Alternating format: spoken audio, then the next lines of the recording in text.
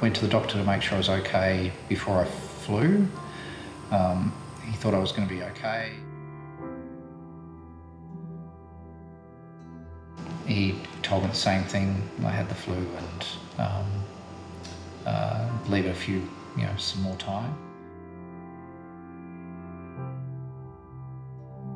The last thing that I remember was I was wheeled into the hospital in a wheelchair, sitting in front of the triage nurse, sort of running through my symptoms.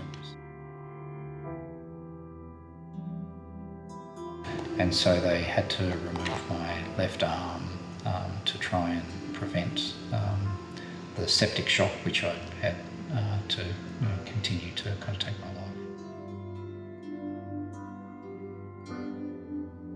On the Saturday, the doctors came to Diane and said that they thought that the only option they had to keep me alive was to remove the remaining 3 limbs on that Saturday evening.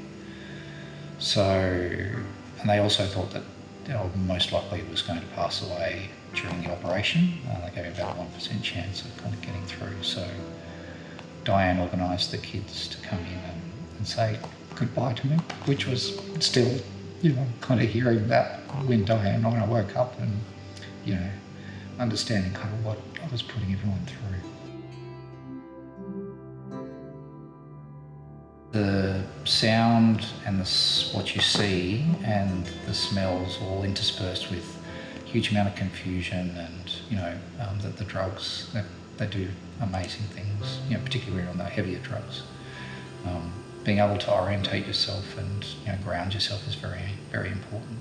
And actually one thing that the family Di and the nurses organised for me which helped, and something that I will always remember from a site perspective, is a set of photos, blown up photos of the important people I love.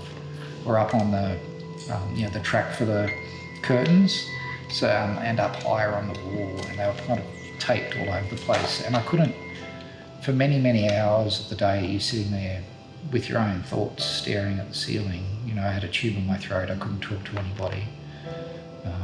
And it would be a very easy way to kind of almost go, mental health really kind of deteriorate quite a lot. But having those photos there was just fantastic for me.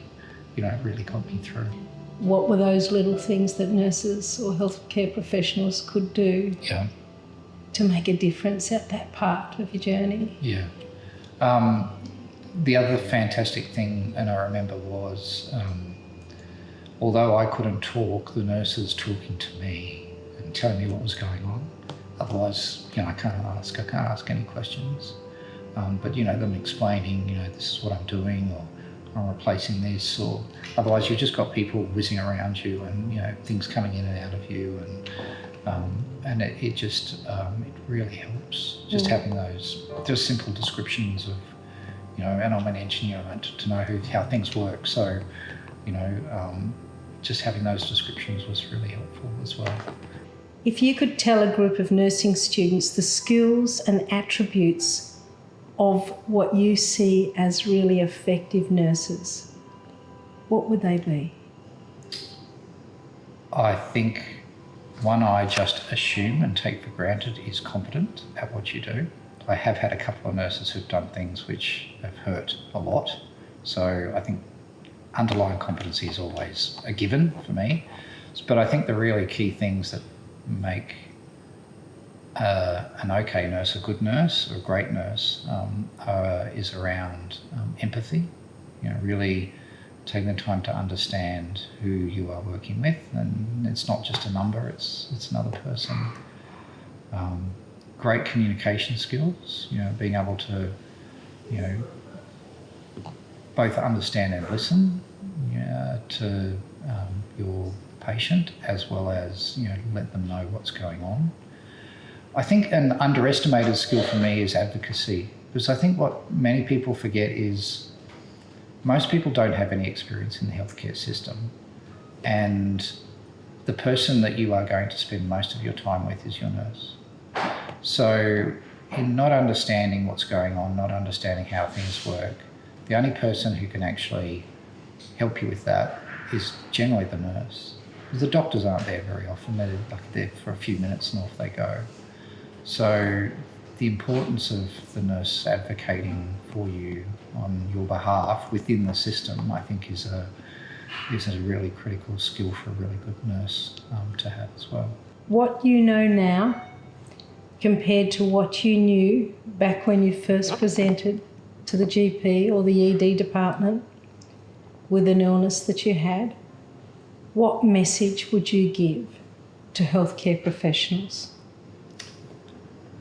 Well, if I knew now what I knew then, I'd still have my arms and legs. I think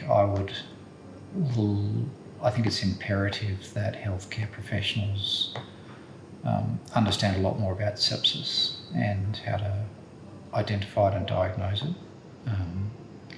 And the other thing is listen to the patients, because I knew that I was ill. I never really went to doctors very much, and here I was going multiple times. I knew there was something quite wrong, and I trusted the healthcare professionals too much.